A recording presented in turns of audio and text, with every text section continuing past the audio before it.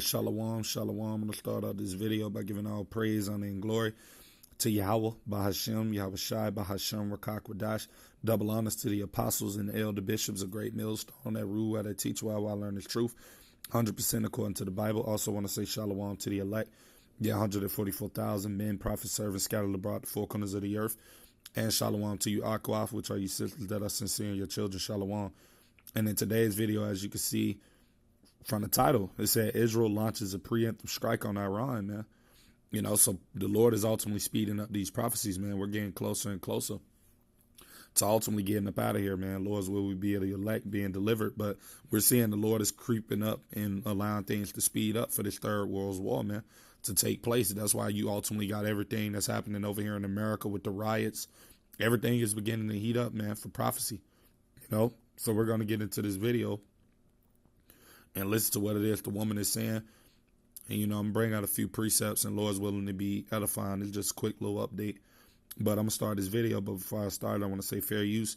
Fair use on the 1976 Copyright Act. I'm not getting paid for this video, just for educational purposes only. We do begin with that breaking news in the Middle East and now escalating fears of an all-out war in the region. The IDF has confirmed Israel has hit nuclear targets. Officials say dozens of jets completed the first stage that included strikes on dozens of military targets, including nuclear ones.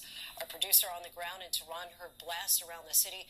Our teams have reported air raid sirens in Tel Aviv and Jerusalem. The strikes come as the U.S. has planned nuclear talks with Iranian officials this weekend. We'll go to Tel Aviv in just a moment, but first let's go straight to senior White House correspondent Selena Wang. Selena, what are U.S. officials saying about this attack? Well, in fact, we're just getting a statement from the White House. According to Secretary of State Marco Rubio, in the statement, he is stressing that there was no U.S. involvement in this attack. I'll just read to you part of it, saying tonight Israel took unilateral action against Iran. We are not involved in strikes against Iran, and our top priority is protecting American forces in the region. He goes on to say that Israel advised us that they believe this action was necessary for its self-defense. President Trump and the administration have taken all necessary steps to protect our forces and remain in close contact with our regional partners. Let me be clear, Iran should not target U.S. interests or personnel. Now, Lindsay, this comes after the State Department had ordered non-essential diplomats out of Iraq, and the Pentagon had authorized military families to depart throughout the Middle East voluntarily if they chose to do so. The president has said that the region could become very dangerous. Now, earlier today, I asked President Trump just how imminent this strike could be. He said it very well could happen, but he stressed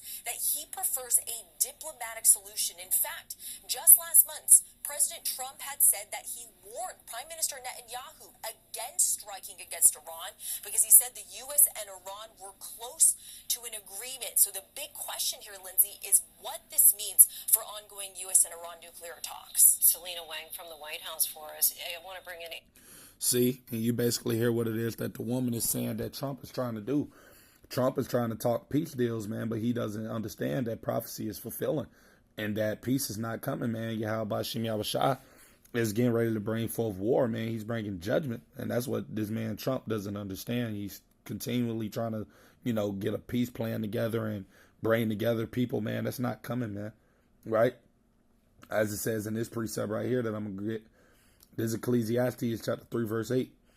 It's at a time to love and a time to hate, a time of war and a time of peace, man. And that's what time we're living in, a time of war that the Lord is ultimately allowing to manifest in the earth, man, ultimately leading up to the third world's war, right? That battle of Armageddon, that's what everything is pushing towards, right?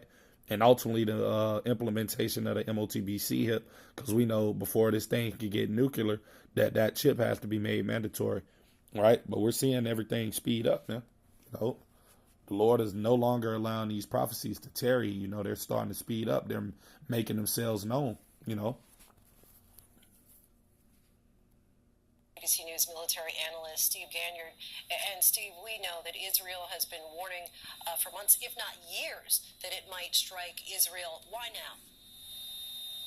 Lindsay, I think that they were fed up with the negotiations that the U.S. was getting played by Iran, that Iran had no intent of giving up its nuclear program, and that they were going to push forward on enrichment and eventually to a nuclear weapon. And they have sworn that they would destroy the state of Israel. And so Benjamin Netanyahu said, well, we went back in there in October and we took down all of their air defenses. They're working hard with Chinese and Russian capabilities to rearm their air defenses. And so this is a time for us to go in now before those air defenses are done, because we don't think that the U.S. negotiations are going anywhere. We think that the U.S. is getting played.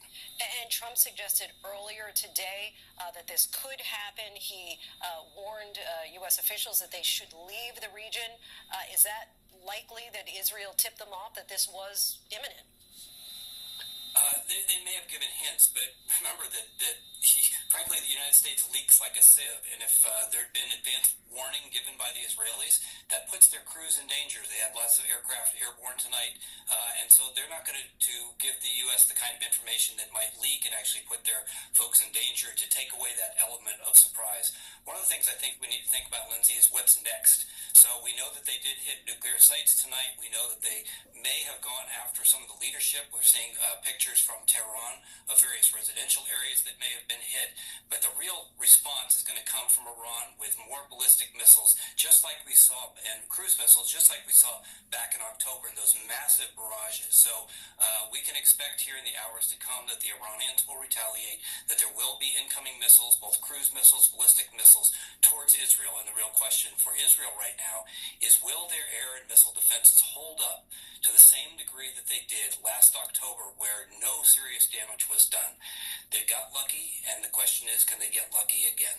And we will probably find out in the coming hours. Steve Ganyard, we thank you so much. I want to bring in ABC's Marcus Moore, who's in Tel Aviv at this hour. And Marcus, I see that you're no longer in that shelter. What made you feel that it's safe enough to now be out in the open? Well, Lindsay, we got the all clear, the announcement that came down on the loudspeakers about 20 minutes after the initial warning for everyone to leave. Then afterwards, they said that thanked everyone for their cooperation and that they could go back about their evening. And just to point out, I mean, it's the middle of the night right now, about 4 o'clock in the morning. And so if you can imagine going to sleep and then hearing the air raid sirens go off, and then if you're in one of these hotels, getting the announcement to go to the shelter. And the same warning went out on cell phones, very similar to when there's a weather emergency, if you will, in the U.S. And there's that very distinct sound coming from the cell phones.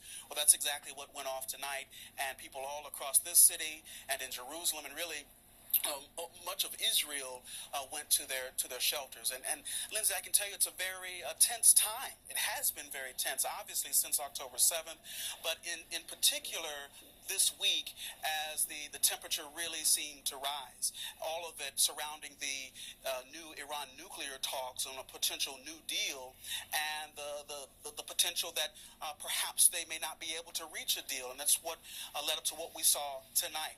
We heard from an Israeli military official during a briefing just a few moments ago, Lindsay, and he said that they had reached the point of no return, and that, as we heard Selena mentioning, they talked about Iran's capabilities, that they said that they are moving closer to being able to produce a weapon. The number they came up with tonight, or that they shared tonight, is that Iran could perhaps have as many as 15 nuclear weapons within days. That is what the Israeli military official said this evening, and that was their... Right, so they said 15 nukes within days. So we know ultimately all of this stuff is leading up to, World War III, man. That's ultimately what's coming. The Lord is getting ready to get these nations to ultimately fight it out with one another, man.